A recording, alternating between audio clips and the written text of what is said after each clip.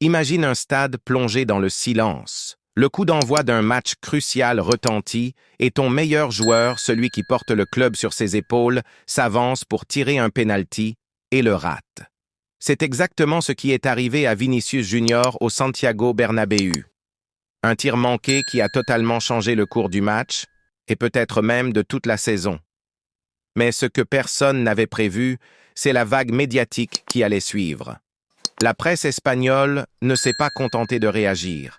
Elle s'est déchaînée. Et quand Marca, AS ou encore Mundo Deportivo sortent la plume, c'est que la situation est grave. Tu veux comprendre comment une erreur est devenue un événement national, comment elle a divisé la fanbase madrilène. Reste avec moi, on va tout décortiquer ensemble. Mais avant ça, pense à liker la vidéo, à t'abonner à la chaîne et à activer la cloche pour ne rien rater de l'actu du plus grand club du monde. Certains matchs ont des allures de scénario hollywoodien. Ce jour-là, tout semblait réuni pour une soirée magique. Un samedi après-midi au Bernabéu, un stade comble, des supporters pleins d'espoir et une vraie chance de recoller au Barça dans la course au titre. Mais ce qui s'annonçait comme une fête s'est transformé en cauchemar. Dès la 9e minute, tout semblait aller dans le bon sens. Penalty pour le Real, après une chute de Mbappé dans la surface. Vinicius Junior prend ses responsabilités.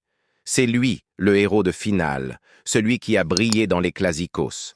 Il s'élance, mais le tir est trop mou, trop lisible, plein axe. Mamardashvili n'a même pas à forcer. Arrêt facile du pied. Le Bernabéu se fige et tout s'écroule derrière. Quelques minutes plus tard, Diakaby marque de la tête pour Valence dans une défense madrilène statique. Mbappé tente de répondre, mais trouve le poteau, puis le gardien. Et même un but contre son camp annulé à cause d'un hors-jeu. Le sort s'acharne. En seconde mi-temps, le Real tente de réagir. À la 49e, sur un corner dévié par Bellingham, Vinicius pousse le ballon au fond. Réduction du score. Il veut montrer qu'il est toujours là. Mais le destin avait d'autres plans.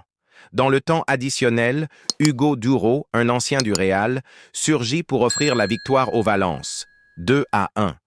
Mais au-delà du score, c'est le choc émotionnel qui frappe fort.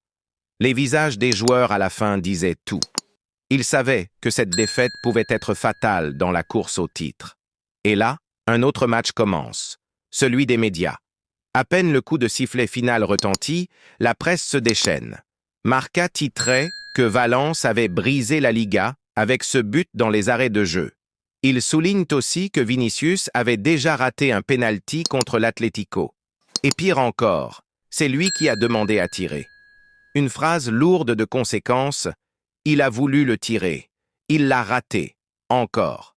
Un message clair, le problème, ce n'est pas juste l'échec, c'est la répétition et la responsabilité. AS, de son côté, n'a pas été plus tendre. Le journaliste Antonio Romero parle d'un championnat terminé pour le Real, d'une défense absente sur le deuxième but et d'un collectif à la dérive. Mais la critique ne s'arrête pas là.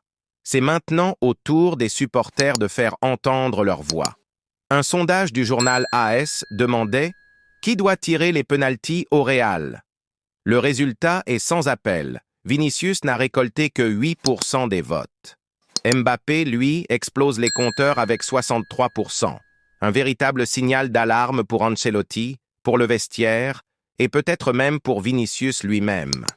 Alors la grande question reste, est-ce que cette soirée signe la fin de saison pour le Real Madrid? Et pour Vinicius, est-ce un coup dur de plus?